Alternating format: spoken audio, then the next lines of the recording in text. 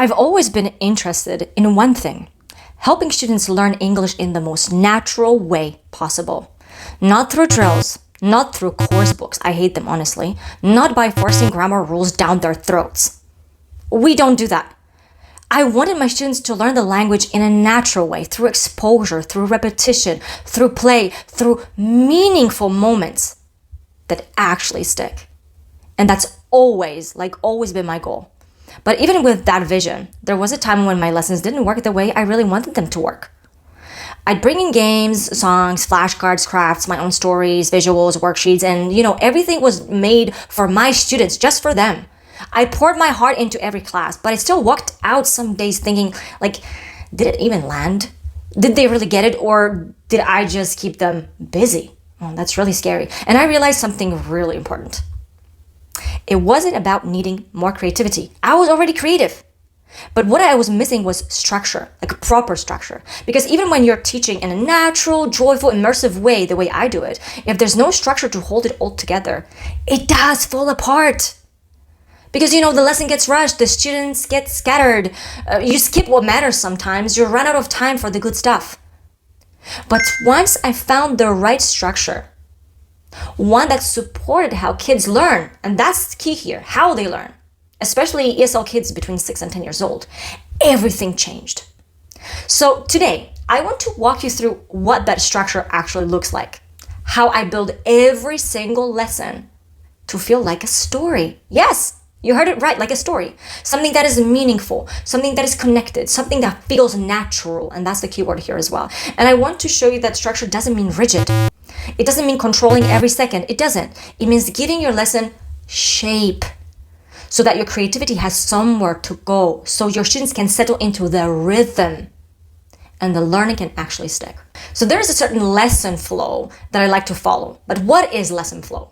Lesson flow is how your lesson moves from the first moment to the last. It's the rhythm and structure that guides your students from, I don't know this, to, hey, I understand this now. It's not a random list of activities. It's not. Let's just see how it goes. It's a carefully designed journey that helps kids stay focused, feel safe, stay engaged, and actually learn. Especially for young ESL learners, a good lesson flow, what does it give them? It gives them emotional security.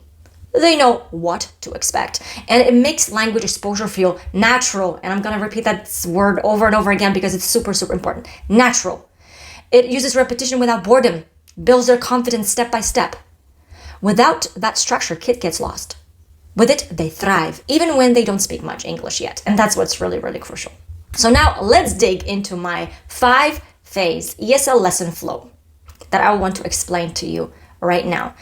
This is the lesson flow we use every day with our students. It's simple, it works, and it makes your teaching life so much easier. And I really want to be clear here. This isn't some complicated formula. It's simple, but it's intentional. And it's built around how kids, especially beginner ESL learners, really acquire language. And it starts here. So number 1, we start with emotion, a song and a story. Yes, I have a hello song. It's the same every time we sing it, we move, we connect. It's how we shift from whatever came before into this is English class now. Then we go over classroom rules. Again, every single lesson I do that. I already spoke about this in my other video. They just know what to expect. And this is how I always open my lesson. That predictability gives them security. And just like I told you in my last video, we're not trying to control them. We're giving them a certain framework so they can relax and really focus. Then, and only then, we step into the actual lesson. And I always begin with something emotional, something that invites them into the topic and invites, this is the good word. We always sing a fun new song that fits the theme, maybe about animals, if we're talking about animals or food or Halloween. And we don't do it just to sing, but to warm up their brains, their bodies, their ears. And then we tell them a story. So first a song, then a story. But not just any story. I write my own. For example, Mission Pencil case, where students get to learn stationary items vocab in a fun way. Each story I write is built around vocabulary and grammar we're about to explore. And more, obviously. But the kids don't know that. To them, it's just a fun tale. Characters, a silly problem, bright pictures, repetition. They're laughing, they're curious, they're hearing the language, we're having a discussion, and it hasn't even been taught yet. Then we reveal the language in full natural sentences. Now they've heard the words, they've felt the topic.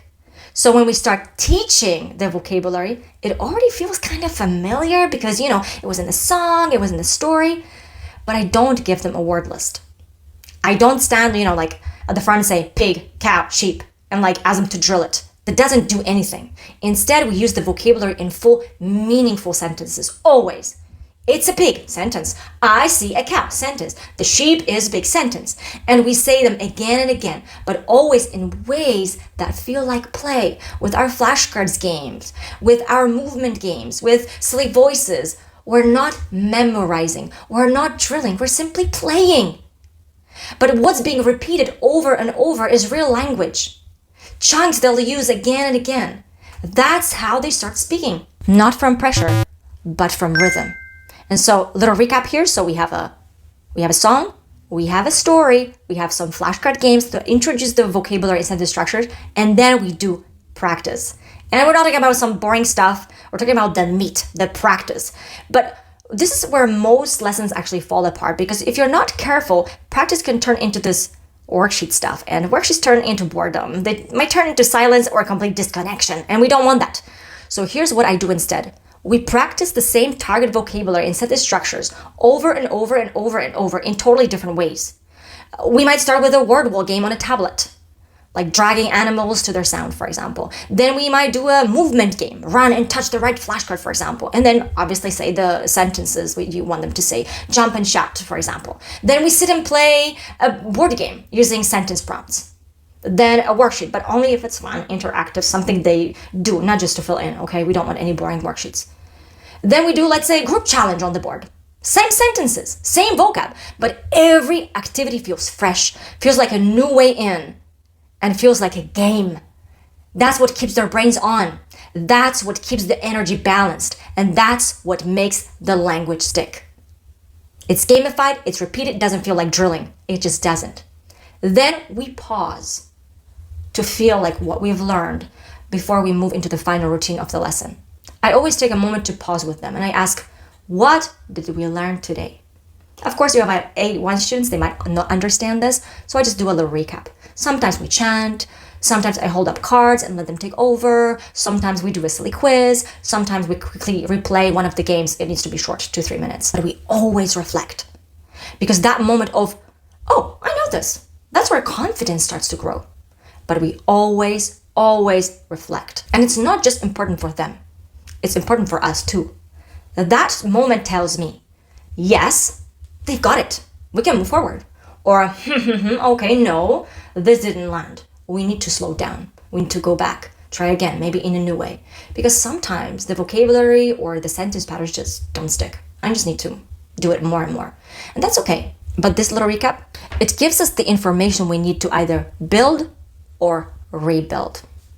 Then, in the next lesson, we loop it back. In the next class, before we start a new thing, we always review. Just a few minutes, but it does matter. We play a game that uses last week's language, or we read the story again and let them fill in the blanks. Or we do a worksheet, fun one, okay, interactive, that brings it all together. Because fluency isn't built in one lesson. It's built in layers. And review is where the layers start to stick. Then we end just like we began, with structure and calm. We do a quick student evaluation. I talked about it in my previous video. Did they try? Were they active? Did they use English? And then we sing our goodbye song. And when I hear them singing it in the hallway, still using English, still smiling, I know the lesson didn't just land. It lived. So now a little recap of what I said. When I talk about structure, I'm not talking about a plan on paper. I'm talking about something much deeper. Structure for me is the way we guide kids into language. Gently, naturally, just like we were guided into our own. It's how we open the door with a story, set the tone with the rhythm and routine. Let them hear the language first. Let them feel it. Let them laugh with it, move with it, before we ever ask them to learn.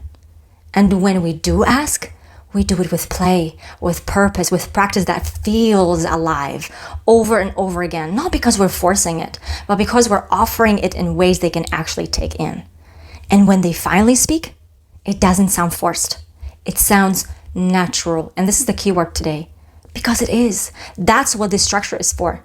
Not to control the lesson, but to support the kind of learning that sticks. The kind they don't forget. And the kind they come back for. Lesson after lesson. Because it feels good to learn this way. Thank you very much. Happy teaching.